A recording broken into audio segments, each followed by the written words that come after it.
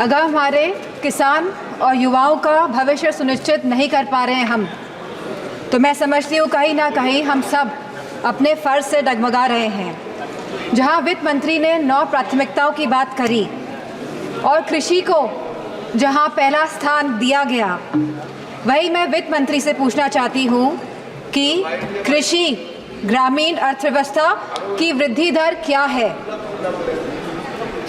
जहाँ यह कहा गया था कि 2024 तक आप किसान की आय दुगनी कर देंगे, 22 तक किसान की आय दुगनी कर देंगे, और जहां एमएसपी का वादा किया गया था, तो मैं पूछना चाहूँगी कृषि मंत्री से कि आज एग्रीकल्चरल इंफ्रास्ट्रक्चर में कितना बजट या सरकार द्वारा दिया जा रहा है। यूपी को इस बजट के तहत क्या मिला है?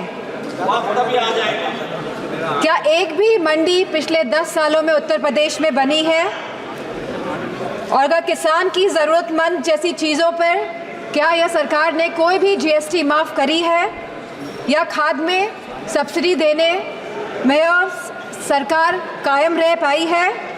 और जहां खुद प्रधानमंत्री आए थे उत्तर प्रदेश में विधानसभा चुनाव में और उन्होंने वादा किया था उत्तर प्रदेश की जनता को, उत्तर प्रदेश के लोगों को, कि वो आवारा मवेशियों की समस्या से किसानों को हल दिलाएंगे, निजात दिलाएंगे, तो क्या इस आवारा पशुओं की जो समस्या है, जिसकी वजह से आज हमारा देश चौकीदार बन गया है, रात भर सो नहीं पा रहा है, तो क्या कोई प्रावधान बजट में रखा गया है इस समस्या को लेके?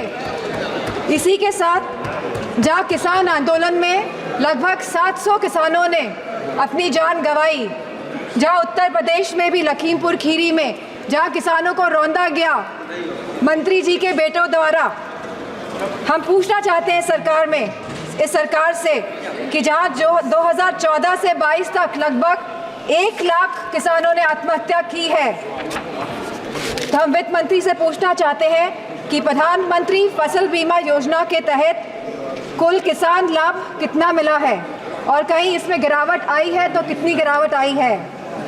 यह सरकार लगातार 1 दशक से किसानों की अवहेलना कर रही है।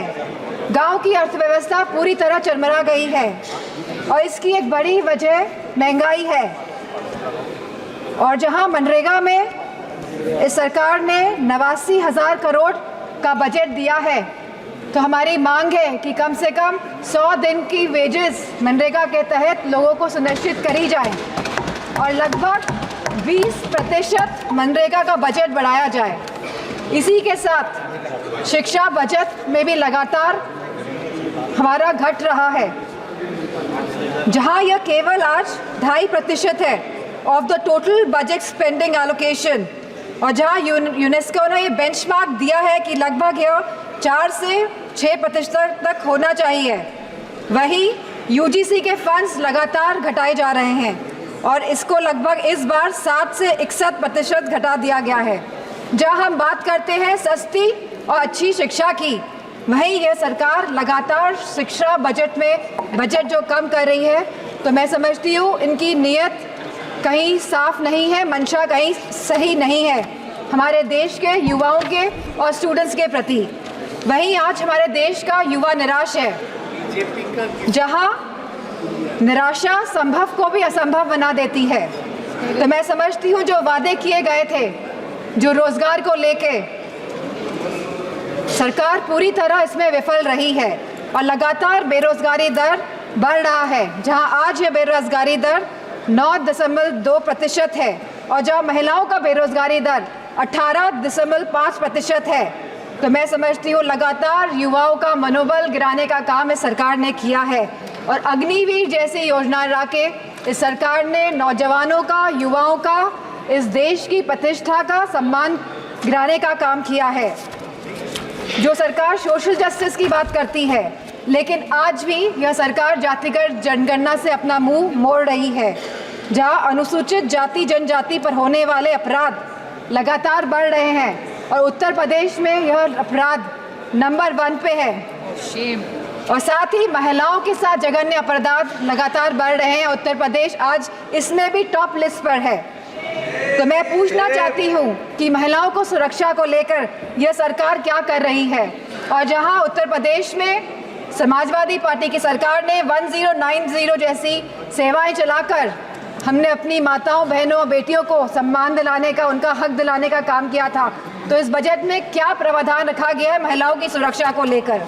वहीं आज अगर स्वास्थ्य की बात करें तो लगभग 1.9% ऑफ GDP आज का खर्चा ये बजट दे रही है स्वास्थ्य के लिए। स्पीकर महोदय, there is no focus agenda for the healthcare of the country. Irrespective of the fact we are speaking about India being the first largest economy and moving towards the third largest economy. And if we see the fast growing population of the country, so 1.9% of the budget is very less for the health services of the country. Sir, decision to exempt 3 cancer drugs is a welcome move by the finance minister, but it is a very small step in the right direction. Sir, ma'am, हमारे उत्तर प्रदेश में लखनऊ में एक cancer institute जिसमें लगभग 1000 करोड़ रुपए लगे हैं वो तैयार है, लेकिन ना केंद्र की सरकार ना स्टेट की सरकार ये सुनिश्चित कर रही है कि सुचारू रूप से वो कैंसर इंस्टीट्यूट चल सके, क्योंकि कैंसर के केसेस लगातार देश में बढ़ रहे हैं। और मेरा मानना है कि अगर ये कैंसर इंस्टीट्यूट सही ढंग से सरकार चला लेती है तो सस्ता इलाज हम अपने देशवासियों को दे पाएंगे। Very good suggestion. Ma'am, there is a massive gap between the demand and supply in the healthcare center, in the healthcare infrastructure. The doctors, the nurses, the technicians, इन सब की बहुत भारी कमी है। और जो बड़े बड़े वादे कर रहे हैं और जो बड़ी बड़ी बातें कर रहे हैं कि हमने बहुत बड़े बड़े एम्स बना लिए हैं, मेडिकल कॉलेजेस बना लिए हैं, लेकिन 100% तरीके से कोई भी मेडिकल कॉलेज या एम्स सुचारू रूप से प्रदेश में नहीं चल पा रहे हैं, क्योंकि भारी डॉक्टर्स की कमी है, नर्सेस की कमी है, टेक्नीशियंस की कमी है। इसी के साथ जो टीचिंग फैकल्टी में भी भारी टीचर्स की कमी है।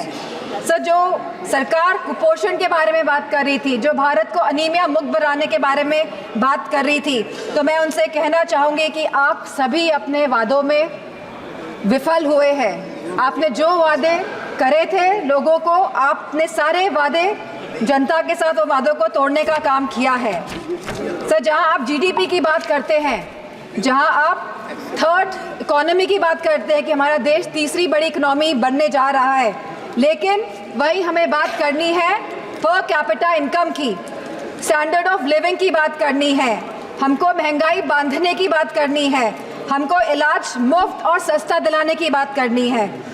और जो कैपिटल एक्सपेंडिचर की आप बात कर रहे हैं, तो मैं समझती हूँ इसमें भी समय सीमा तय होनी चाहिए कि इंफ्रास्ट्रक्चर के जो भी प्रोजेक्ट्स बन रहे हैं उनकी समय सीमा निर्धारित हो, क्योंकि यह टैक्स का मनी है, ये जनता का पैसा है। धन्यवाद माननीय सदस्य। Ma'am, 2 minutes I will take ma'am. यह जनता का पैसा है और इसे सही ढंग से इस्तेमाल करने के लिए हम सब प्रतिबद्ध हैं। सो इसी के साथ मैं कहना चाहूँगी कि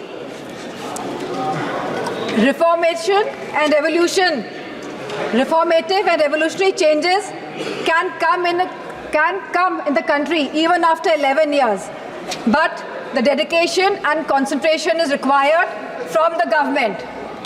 Nothing can alter the past, but responsible behavior by the government. And I'm not playing a blame game here.